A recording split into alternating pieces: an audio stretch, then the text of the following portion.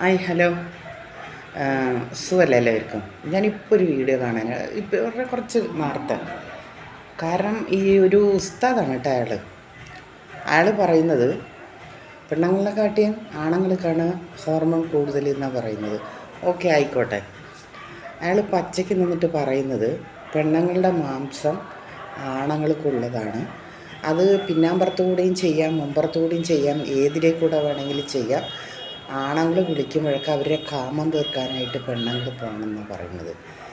ഇയാളൊന്നുമില്ലെങ്കിൽ ഒരു ഉസ്താദല്ലേ, നായിൻ്റെ മകൻ താടി നീട്ടി വളർത്തിയിട്ട് പട്ടിക്കഴുവ് ഇറങ്ങും. എന്നിട്ട് അയാൾ നിന്നിട്ട് സംസാരിക്കുകയാണ്, പെണ്ണുങ്ങളുടെ ഏതിലേ വേണമെങ്കിലും ചെയ്യാം, എവിടെ വേണമെങ്കിലും ചെയ്യാം, പാട്ടിക്കഴിവേറി.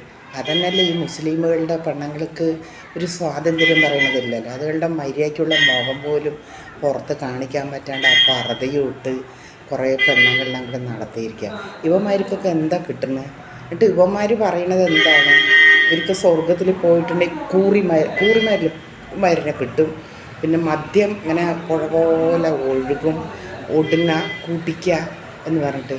എടോ, താൻ ചെയ്യുന്ന പാപത്തിൻ്റെ ഫലം താൻ ഭൂമിയിൽ അനുഭവിച്ചിട്ടേ പോകത്തുള്ളൂ. സ്വർഗവും നരകമൊക്കെ ഭൂമിയിൽ തന്നെയാണ്, മനസ്സിലായില്ലേ? താൻ എന്ത് കർമ്മം ചെയ്യുന്നുവോ അത് ഇവിടെ അനുഭവിച്ചിട്ടേ പോവുള്ളൂ. ഞാനാണെങ്കിലും അപ്പം താൻ ഈ പച്ചയ്ക്ക് ഈ പെണ്ണുങ്ങളെ അവഗണിക്കുന്നത് നിർത്ത്.